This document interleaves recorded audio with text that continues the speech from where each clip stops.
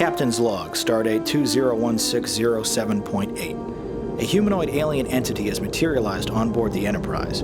I've asked Dr. McCoy and Commander Spock to meet me there. Temperature leveling 360 Damn it, Spock. Didn't you get the memo? We updated uniforms yesterday. Temperature curve flattening. You are the Cook unit. You will assist me. Alright, let her out.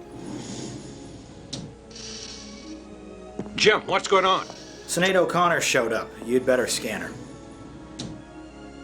What are you and why are you here? To find the creator.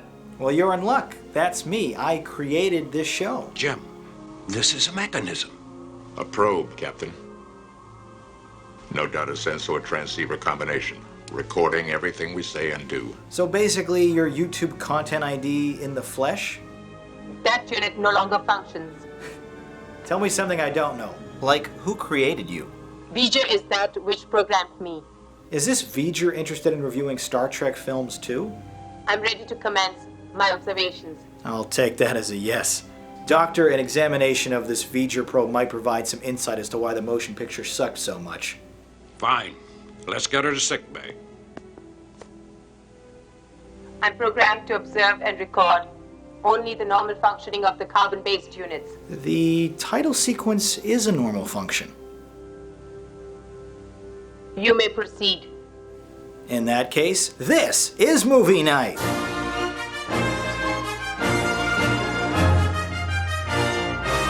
Hello and welcome to Movie Night. I'm your host and captain, Jonathan Paula. Tonight we kick off 3 consecutive episodes dedicated to the Star Trek film series. When creator Gene Roddenberry gave life to a quaint, low-budget sci-fi TV show in the late 1960s that was canceled after only 3 seasons, few could have predicted its monumental impact on our culture, inspiring NASA astronauts, predicting future technology, and spinning off into countless TV shows, toys, novels, video games, conventions, costumes, and of course a major 13-picture film franchise that's grossed north of $2 billion at the box office. Ever since I happened across a promo for Star Trek Voyager on UPN in 1999, I was hooked. I've seen every episode of every show, some more than once, been to the conventions, got autographs from the cast, and vlogged about it often on my second channel, John's World. But tonight we'll finally review the movies themselves, so let's begin with Star Trek, the motion picture. A slow start to a great franchise. Helmed by acclaimed director Robert Wise, this PG-rated sci-fi drama premiered in December of 1979, 10 years after its television namesake went off the air. Its astronomical budget of $46 million briefly made this big-screen adaptation the most expensive movie ever made. Fortunately for the future viability of the series, though, it still managed to earn 3 times that amount in ticket sales. In the 23rd century, when a dangerous alien craft of enormous power nears Earth, the crew of the Enterprise is reunited to intercept it. Awfully sluggish pacing stretches this thin, TV-length premise to 2 hours and 12 minutes. Plus, what's with the lazy, overused, you're the only ship in range nonsense? The story begins with the Enterprise undergoing retrofits in Earth orbit.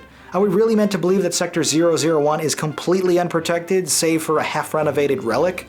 That's akin to Boston sending out the USS Constitution to defend Cape Cod during the Second World War.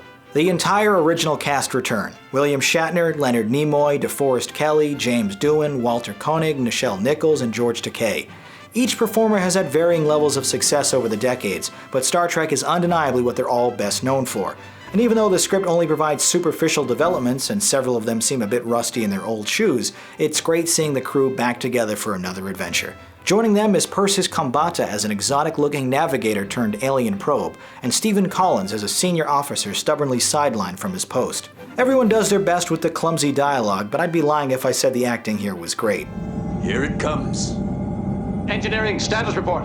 Our shields cannot handle another attack. Mr. Spock?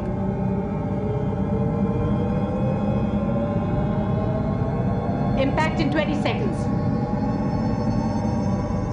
Spock. 15 seconds. Spock. Transmit now. 10 seconds. Transmitting. It would seem our friendship messages have been received and understood, Mr. Spock. I would say that was a logical assumption, Captain. Despite the Oscar-nominated art direction and visual effects, one of the motion picture's chief mistakes is, ironically, its appearance. Sure, the luxurious interiors, detailed models, and impressive backdrops are all a marked improvement over the campy TV show, but with different costumes, sets, and poor characterization, this hardly looks or feels like the Trek so many fans adored on syndication. And even though the story is set centuries in the future, the influences of its 1970s production are readily apparent, as every costume and environment is a dated product of that era. And all of it is on proud display thanks to Wise's wide and static cinematography, which occasionally achieves deep focus by merging two separate shots together. If the producers were worried about being unfavorably compared to Star Wars, released 2 years prior, they needn't worry, as their decision to forego any battle scenes or real action ensured this would always be the less interesting of the two films.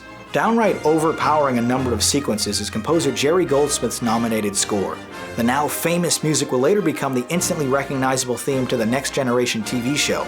The loud and inspirational anthem is perhaps the most memorable piece Goldsmith ever created, and easily the best part of this uninteresting feature. His nautical-sounding leitmotif for the Klingons is also rather great. The iconic score is prominently featured during Kirk's initial flyby tour of the Enterprise, a majestic and beautiful sequence, but also extremely self-indulgent with its length, stretching on for a full 6 minutes. I mean, I get it, it's the first time we're seeing the world's most famous fictional spaceship in all the glory and resolution of the Panavision frame, but extending that scene that long is definitely overdoing it. I think what's most impressive about the motion picture is that it didn't immediately sink the franchise.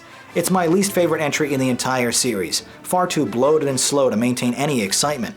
The existential themes about purpose and meaning are certainly worthy of exploration, but would have been better examined on TV, especially given that format's shorter runtime. Fans of the series will probably watch this as a completionist obligation more than anything, and since there's absolutely zero continuity with subsequent films, it can honestly be skipped without missing much.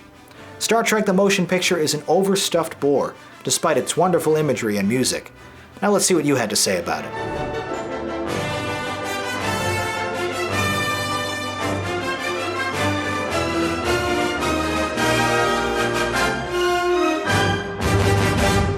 Although everyone agreed it's a slow experience, opinions were mixed for the motion picture, with your scores averaging to a 6, whereas I'm giving it a 4 out of 10. Next up tonight, Star Trek II: The Wrath of Khan. Now this is more like it. Although the poor reception of the first movie almost sidelined the entire series, this sci-fi action film was allowed to proceed on a drastically reduced budget of $11 million. Despite the setbacks and limitations, the film was a smash success when it was released on June 4, 1982, breaking the world record for an opening day gross. To keep costs down, director Nicholas Meyer liberally reuses footage and sets from the motion picture, and when marathoning the films back-to-back, these examples are unfortunately pretty obvious. The first time a movie was made as a sequel to a specific TV episode, the 113-minute story is a direct follow-up to Season 1's Space Seed, and is no continuation of the earlier movie. When Khan, a genetically superior human, escapes from exile, he seeks revenge on the man who put him there, Admiral Kirk, and the crew of the Enterprise. But once again, the script pulls out the tired only ship in the quadrant nonsense as some thinly veiled excuse to reunite our aging protagonists. William Shatner, Leonard Nimoy, and all the rest return, and are given far more to say and do, including Shatner's iconic guttural scream. But the two newcomers are definitely the highlights of the ensemble group. Ricardo Montalbán is perfect as the titular villain, so consumed by rage and vengeance he's willing to sacrifice everything to get it. Plus, he's far more frightening and relentless than the last time we saw him in the original TV series. But despite the well-matched adversity between him and Shatner, the two actors unfortunately never share a single scene together, communicating only by view screen or radio. What is the meaning of this attack? Surely I have made my meaning plain. I mean to avenge myself upon you, Admiral. I've deprived your ship of power, and when I swing around, I mean to deprive you of your life. But I wanted you to know first who it was who had beaten you. Khan,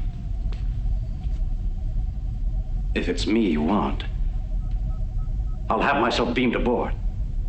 Spare my crew. Making her feature debut as a Vulcan trainee is Kirstie, balancing steadfast logic with hints of emotional distress. The young actress has an undefinable spark about her, making it easy to see why she became such a huge star over the next decade, which is why her decision not to return for the character's next two appearances is all the more disappointing. Imparting wisdom to this protege, Kirk remarks, "How we deal with death is at least as important as how we deal with life," a great encapsulation of the film's themes regarding death and rebirth. The PG-rated narrative draws heavy inspiration from militaristic ideas and operating procedure, setting the tone for all future adaptations in the Star Trek series. like the addition of new red tunic uniforms, which would become a fan favorite and mainstay of the next 5 films. To that end, the climactic space fight, set amidst a colorful nebula, is a great example of a strategic naval battle. The Wrath of Khan has the notable distinction of being the first feature film to contain a complete sequence created entirely with computer-generated graphics, even though it also includes a rather embarrassing gaffe involving a virtual probe flying through a mountain. Apparently, the computer took so long to render this virtual landscape that when the mistake was finally noticed, it was deemed far too costly to bother fixing correctly, so a narrow little valley was clumsily added instead. And it's the kind of mistake I notice every time I watch. Reinforcing the film's swashbuckling atmosphere is an entirely new score from up-and-coming composer James Horner in his breakout production. His decision not to reuse any of Jerry Goldsmith's incredible work from the previous film was a bold play that actually pays off, as the new themes and instruments give the picture a unique, almost regal feel. Not only is this picture the best of the original 6, its story directly feeds into the next 2 movies, making it a must-watch for all Trekkies, especially if you're able to overlook the inconsistencies in the continuity. Well-paced, packed with tense action, and loaded with dramatic character moments, The Wrath of Khan is a thrilling duel in an exciting universe that single-handedly saved the entire Star Trek franchise. And here are some of your YouTube reviews.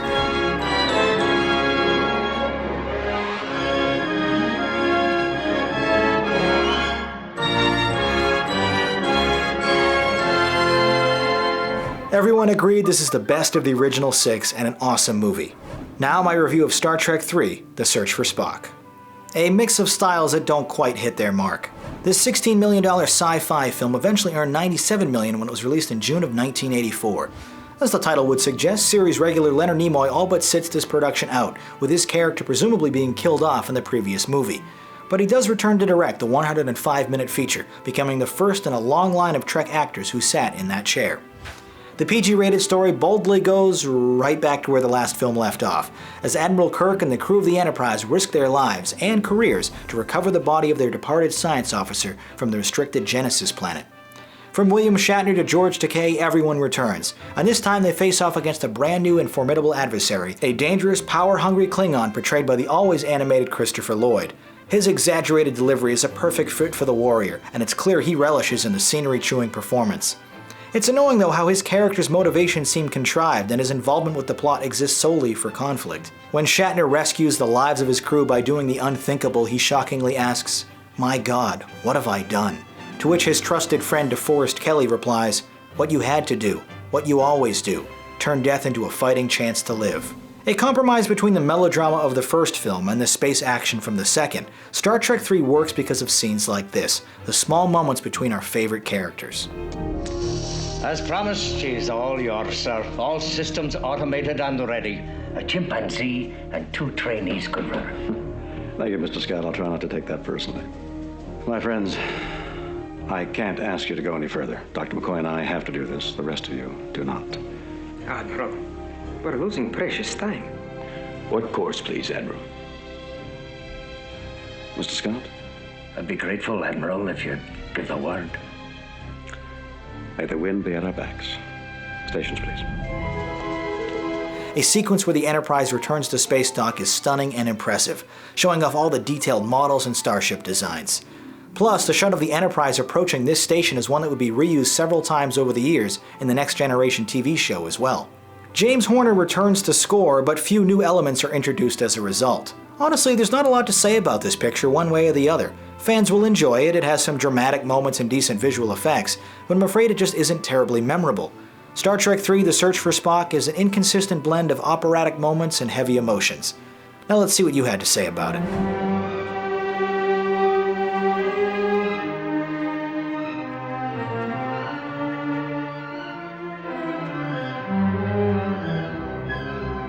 Despite its issues, you still thought The Search for Spock was a cool film, whereas I'll rate it a 6 out of 10.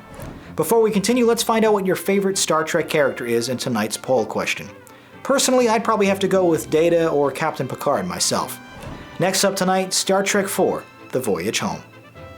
A unique and amusing adventure with old friends. Directed once more by cast member Leonard Nimoy, this sci-fi comedy was released on Thanksgiving in 1986. Its lighter, more accessible narrative paid off, however, as even non-Trekkies flocked to the theater, making Star Trek IV the most successful entry in the franchise until the reboot in 2009, scoring over $110 million in profit against its $21 million budget. Okay, let's break down the 122-minute film's unconventional story. To save Earth from a deadly and mysterious alien probe, Admiral Kirk and his fugitive crew use a stolen Klingon bird of prey to slingshot around the sun to time warp 300 years into the past to 1986 to retrieve a pair of humpback whales from captivity so they can transport them back to the 23rd century, as they're the only creatures who can communicate with the advancing probe. Honestly, it couldn't be simpler. In all honesty though, the PG-rated plot is remarkably fun as we get to see our favorite Starfleet officers in an unfamiliar environment. The cast returns for their fourth outing, looking even older and heavier than last time. The tight-knit group are able to really blossom though thanks to the lighthearted script, which affords each player a few memorable moments. Watching their fish-out-of-water exploits is quite enjoyable, like when James Doohan attempts voice activation of an old Macintosh computer, or Nimoy's consistent deadpan delivery of the era's colorful language, or Koenig's search of nuclear vessels.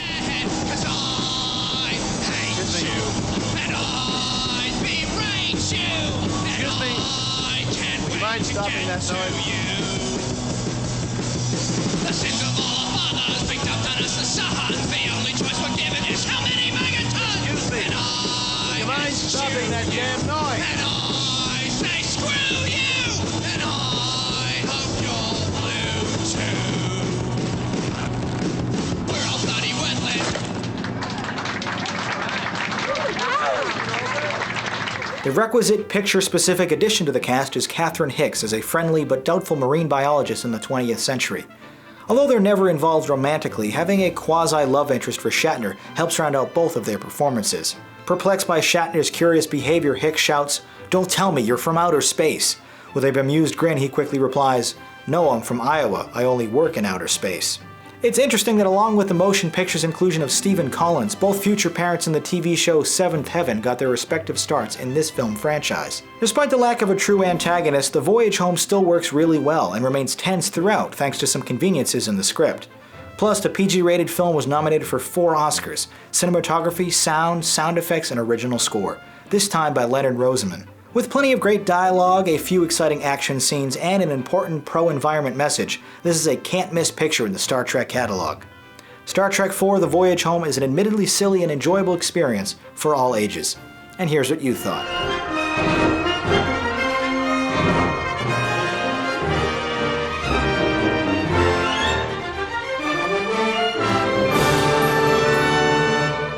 You enjoyed this film and its goofy premise, rating it an 8 out of 10. It loses a bit of its luster after seeing it a few times, but I think it's a cool film myself. Now let's discuss Star Trek V: The Final Frontier. An ambitiously different idea that ultimately falls flat. With series star William Shatner directing, this science fiction film premiered in June of 1989, receiving poor reviews, and winning a Golden Raspberry Award for Worst Picture. In fact, it even failed to double its $33 million budget. I suppose it didn't help that it was up against one of the most stacked summers in Hollywood history, suffering competition from Batman, Indiana Jones and the Last Crusade, License to Kill, Lethal Weapon 2, and Ghostbusters 2. And you thought sequelitis was a new thing. Fresh off his demotion back to captain, Kirk and his crew must deal with Spock's long-lost half-brother who hijacks the Enterprise in an obsessive search for God who lies at the center of the galaxy. The PG-rated plot is handled well enough, but there's just something about secret relatives and confronting the Almighty himself that feels very soap opera-esque and unrealistic. And sure enough, the script fabricates yet another convoluted reason why this group of geriatrics would all be together manning a starship in the first place. William Shatner, Leonard Nimoy, DeForest Kelley, and all the rest are back, meshing together like the lifelong friends they really are. The chemistry between this group is practically tangible. An early scene with the aforementioned trio bond over a campfire is particularly enjoyable, as Shatner and Kelley try to coax Nimoy into singing "Row, row, row your boat." The standout addition to the group is adversary-turned-ally-turned-adversary again, Lawrence Luckinbill, who portrays Spock's emotionally expressive Vulcan brother. Through a therapeutic form of brainwashing, he convinces the Enterprise crew of his mission, but when it comes time for her captain to have his guilt-stricken memories absolved, Shatner emphatically protests, "If we lose them, we lose ourselves. I don't want my pain taken away. I need my pain." There's a fun scene where Kirk and company overtake a desert outpost on horseback, but besides that, a large majority of the PG-rated film is quite forgettable. I've seen it 3 times over the past 15 years, including this week, and even still, if pressed, I couldn't describe more than 3 scenes in this film from memory. There are a couple of narrow escapes involving anti-gravity boots though, which I guess are kinda neat. It appears we're too heavy. Must be all those marshmallows. Spock, the booster rockets. If I activate them now, Captain, we'll be propelled upward at an unpredictable rate. Fire the rockets! Captain, please get back down!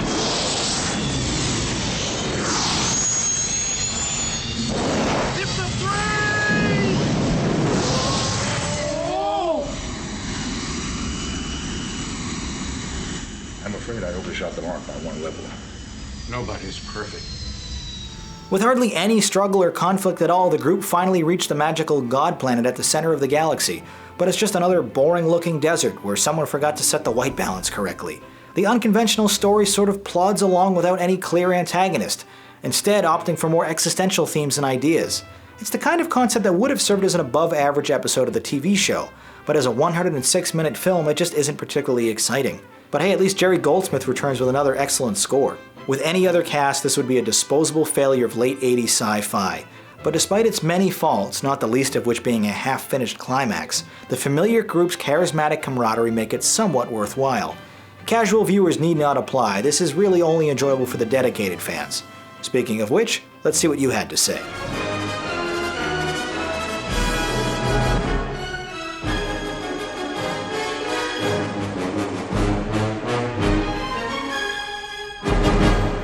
You were pretty harsh on this one, calling it a silly, overdeveloped failure, with a final score of meh. Star Trek V: The Final Frontier is a scattershot and uneven experience without much action. I thought it was alright. Finally tonight, Star Trek VI: The Undiscovered Country. A fitting send-off. Nicholas Meyer, the director of Star Trek II, returns to helm this $27 million sci-fi action film. The PG-rated picture is dedicated to Star Trek creator Gene Roddenberry, who died just 2 months before its December 1991 release date, where it earned almost $100 million at the box office. During their final mission, Captain Kirk and Dr. McCoy are falsely charged with assassinating a Klingon chancellor and imprisoned on a harsh planet. The rest of the Enterprise crew must help them escape and prevent a conspiracy from sabotaging a peace treaty. The entire premise is an obvious analogy for the fall of the Soviet Union and the end of the Cold War, but it's also a really interesting mystery with plenty of intriguing moments. Like the tense assassination sequence aboard a Klingon ship in zero gravity. With plenty of pink alien blood flying around the dark spaceship, this scene is especially cool. Captain, they're coming about.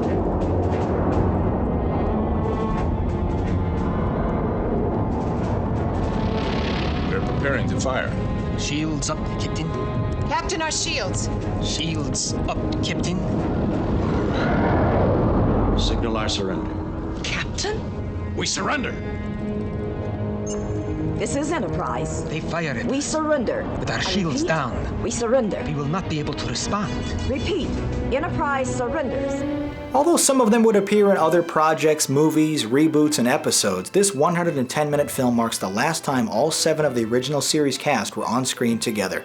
William Shatner and DeForest Kelley get the majority of the screen time thanks to their isolated imprisonment, which includes one fun scene where Shatner must go toe-to-toe with himself, or at least a shapeshifter mimicking his appearance. A full 25 years after they began the roles, it's obvious the cast's age is finally catching up to them, as the Undiscovered Country feels a bit more like Cocoon in space. I mean, Kelley was over 70 years old when they filmed this, and they have his character, thankfully performed by a body double, trekking around in the Alaskan snow. Joining the group for this final outing is a young Kim Cattrall as the token female Vulcan, sporting a particularly unflattering haircut. Meanwhile, Christopher Plummer is an untrustworthy one-eyed Klingon general, whose eye patch is bolted directly to his skull. The film also includes a quick walk-on cameo from Christian Slater, and Next Generation regular Michael Dorn appears as Worf's grandfather lawyer. The franchise is nothing if not consistently inconsistent, and keeping with that tradition, yet another composer was brought in to score the 6th picture. After Goldsmith and Horner declined to return, Meyer auditioned demo tapes and discovered the relatively unknown 26-year-old Cliff Idleman. Using brooding and more somber tones, Idleman's score is reminiscent of Danny Elfman's Batman theme, but it contains just enough Trekkie flair to fit the mood of this space opera. The final scene, complete with an optimistic narration of Trek's famous "to boldly go" creed, might be too on the nose and cheesy, but it's impossible not to feel some warmth and pleasure seeing this group together for the final time, as Kirk recalls a famous line from Peter Pan for the ship's course heading, "Second star to the right, and straight on till morning." The scene is immediately followed by an inventive credits sequence that showcases the actors' actual signatures, which I thought was a nice and personal touch. Given the narrow possibilities for such an old cast and the many missteps that came before, fans of the series honestly couldn't ask for much more. It may not be the franchise's best entry, but it's certainly an important and rewatchable one. Star Trek VI: The Undiscovered Country's fascinating allegories serve as a great farewell to old friends. and here's what you had to say.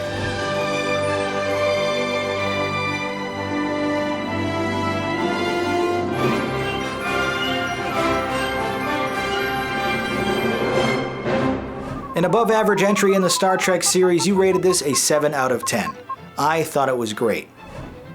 Unfortunately, that is it for now, but our Star Trek reviews continue in the next episode if you'd like to leave a comment review. In the meantime, you can click this information icon to watch some related content. Once again, my name is Jonathan Paula. Thanks for watching, and have a good movie night.